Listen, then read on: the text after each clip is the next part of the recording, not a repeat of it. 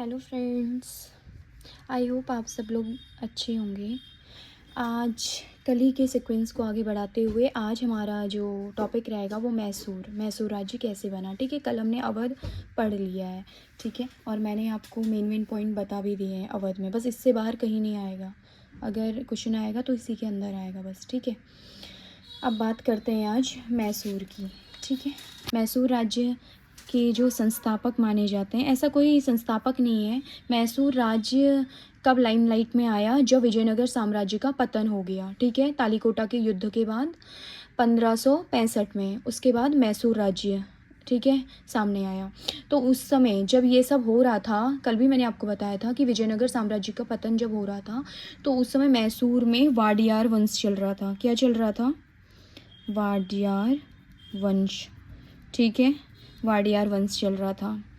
ठीक है, कभी ऐसा आता है किस वंश का संबंध किससे है? वाडियार वंश कहाँ था? मैसूर में था। ठीक है, मैसूर में था। तो उस समय में वाडियार वंश का जो अंतिम राजा था, अंतिम राजा वो था ना, वो चिक्का कृष्णराज था। ठीक है, चिक्का कृष्णराज। ठीक है, मैं ऊपर ही ऊपर बता रही हूँ ये चीज़ें, ये इतना इम्पोर्टेंट नहीं है। इसके दो मंत्री थे। ठीक है, ये नाम मात्र का राजा था, इसके दो मंत्री थे। एक था देवराज और एक था नंजराज। ठीक है, अब देखो मेन इसमें लीडर कौन है? हमें हैदर अली। ठीक है, हैदर अली टीपू सुल्तान उसका बेटा। ठीक है, उसी के उस पे है मैसूर राज्य। ठीक है, तो जो नंदराज होता है ना, जो हैदर अली होता है वो मैसूर में ही जन्मा होता है। ठीक है, तो जो नंदराज से जो हैदर अली होता है, आप इतना याद रखना कि कभी आ गया क्वेश्चन कि हैदर अली ने किससे राज्य लिया था, तो यही हैदर अली ने इससे नंदराज से। ठीक है, हैदर अली ने नंदराज से ये हड़पा था। हाँ, मैसूर राज्य को नंदराज से हैदर अली ने हड़प लिया था। ठीक है, ये था। अब इसमें क्या है, जो हैदर अली है, हैदर अली के पहले मैं आपको काम बता देती हूँ। ठीक है, इसने पहले नंदराज से यहाँ हड़पने से पहले इसने, हैदर अली ने 1765 में, ये क्वेश्चन बहुत बार आता है, 55 में डिंडीगुल नाम की जगह है, डिंडीगुल तमिलनाडु में। ठीक है, डिंडीगुल है कहाँ पे? तमिलनाडु में। वहाँ पे क्या खोला इसने? आधुनिक सहस्त्रागार। आधुनिक सहस्त्रागार। ठीक है, हाँ, ये पूछा जाता है जो आधुनिक मैसूर राज्य में जो आधुनिक सहस्त्रागार की स्थापना किसने की थी, ये आता है किसने? 1755 में डिंडीगुल तमिलनाडु में आधुनिक ये सहस्त्रागार की स्थापना की थी। ठीक है, डिंडीगुल।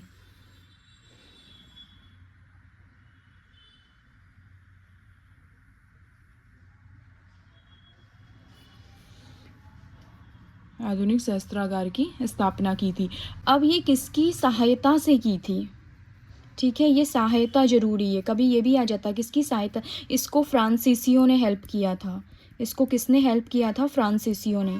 ठीक है, फ्रांसीसियों की सहायता से इसने आधुनिक सहस्त्रागार खोला डिंडीगुल में 1755 में। ठीक है, उसके बाद इसने नंदराज से ये हैदर अली ने ये राज्य हड़प लिया। अब हैदर अली यहाँ का संस्थापक बन गया। जब हैदर अली संस्थापक बना तो वो इतना ही वीर था, मतलब वो बहुत ही स्ट्रॉन्ग था। ठीक है, तो अब अंग्रेज़ों को तो मैसूर में राज्य करना था। ठीक है, उनको तो फिर आंग्ल मैसूर युद्ध होने लगे। ठीक है, तो पहला जो फर्स्ट आंग्ल मैसूर युद्ध।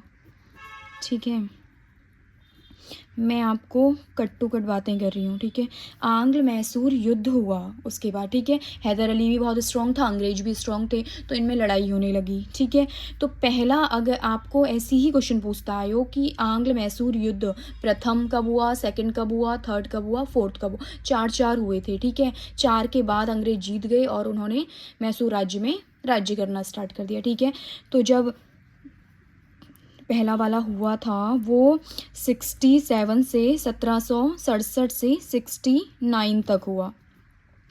ठीक है, अब अंग्रेज भी स्ट्रॉन्ग थे और हैदर अली भी स्ट्रॉन्ग था।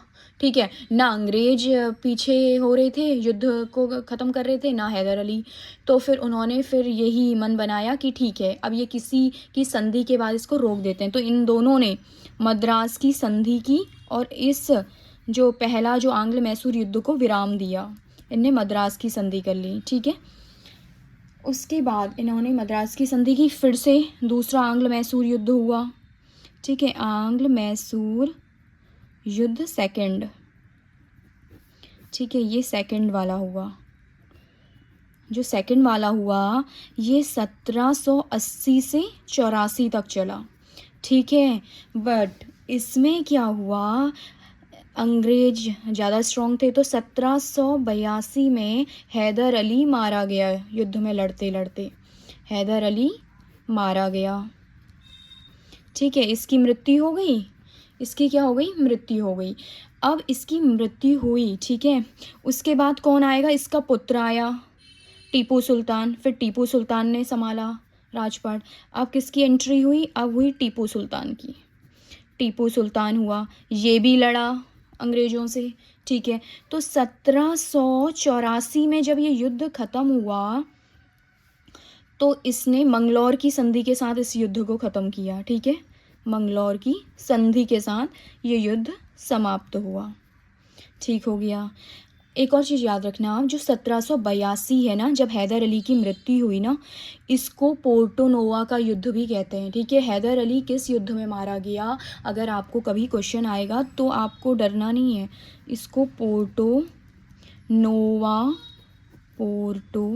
नोवा का युद्ध भी बोलते हैं, जिसमें हैदर अली की मृत्यु हुई है, ठीक है, 1782 में। हाँ, तो इसको पोर्टो नोवा का युद्ध भी कहते हैं, ये भी याद रखना, ठीक है। अब ये हो गया। अब तीसरा आंग्ल मैसूर युद्ध हुआ, थर्ड वाला आंग्ल मैसूर युद्ध हुआ। कौन सा, थर्ड वाला, थर्ड वाला हुआ वही। ये कब हुआ, 1792 तक, ठीक है।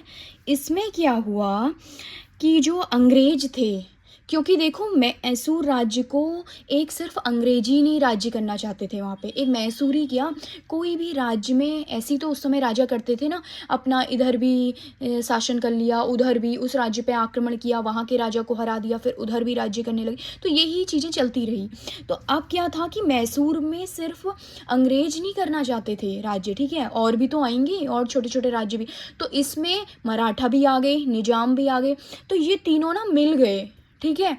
इन तीनों ने मिल के जो टीपू सुल्तान की राजधानी टीपू सुल्तान ने जहाँ बनाई थी, वहाँ श्रीरंगपट्टनम को, ठीक है, तो वहाँ पे उसको घेर लिया, उस श्रीरंगपट्टनम को घेर लिया। और यहाँ से टीपू सुल्तान को मजबूरी में मजबूर होके, जब तीनों ने घेर लिया उसको सब तरीके से, तब उसको श्रीरंगपट्टनम की संधि करनी पड़ी। श्रीरंगपट्टनम की संधि हुई, ठीक है। कब हुई, हाँ ये याद रखना, 1792 में, ठीक है, श्रीरंगपट्टनम की संधि हो गई। 92 के समय में कार्नवालिस था, तो कार्नवालिस का पता है आपको, एक स्टेटमेंट भी है इसी बीच, अभी चलो मैं लिखा दूंगी आपको। याद रखना कि कुछ कुछ स्टेटमेंट पूछ लेता है कि कभी किसने क्या कहा था, ठीक है। श्रीरंगपट्टनम की संधि के बाद कार्नवालिस ने कहा था इसके, क्योंकि कार्नवालिस उस समय गवर्नर जनरल था ना, तो कार्नवालिस ने क्या बोला था कि हमने अपने शत्रु को हमने अपने शत्रु को प्रभावशाली ढंग से पंगु कर दिया, मतलब उसको तो वो कर दिया ये टीपू सुल्तान को, और उसके जो साथी थे, मतलब जिसने उसका साथ दिया था, और अपने साथियों को शक्तिशाली भी नहीं बनने दिया, और अपने साथियों को शक्तिशाली नहीं बनने दिया, ठीक है। ये बोलता है, ये कार्नवालिस का स्टेटमेंट है, ये इसकी संधि के बाद श्रीरंगपट्टनम की, ठीक है। उसके बाद फिर से अगला युद्ध होता है, लास्ट युद्ध है, ठीक है, ये आंग्ल मैसूर, ये आंग्ल मैसूर का चतुर्थ युद्ध है, ठीक है। ये क्या है हमारे पास, चतुर्थ युद्ध है, ठीक है। चतुर्थ युद्ध क्या होता है कि ये कब चलता है हमारा, 1799 में। तो यहाँ पे क्या होता है, यहाँ पे तो आप सभी को पता है कि टीपू सुल्तान की मृत्यु हो जाती है, मृत्यु। अब टीपू सुल्तान की मृत्यु हो गई और अंग्रेज़ों ने पहले ही निजाम और मराठा को अलग कर दिया है, मतलब उनको कुछ कुछ राज्य दे के अलग भेज दिया है वैसे ही, ठीक है। ये तीसरे ही आंग्ल मैसूर युद्ध में तो अब से बस अब ये मैसूर भी अंग्रेज़ों का हुआ।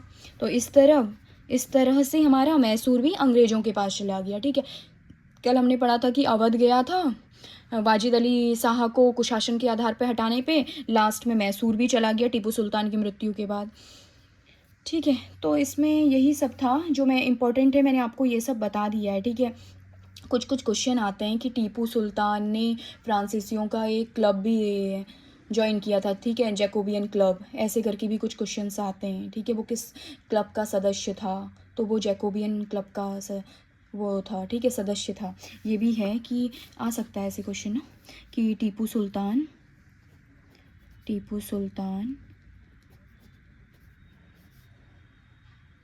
किस क्लब का सदस्य था,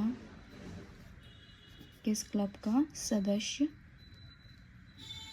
था, तो वो था किसका, जैकोबियन क्लब, ठीक है। फ्रांसीसियों का एक क्लब था जैकोबियन क्लब का, ठीक है।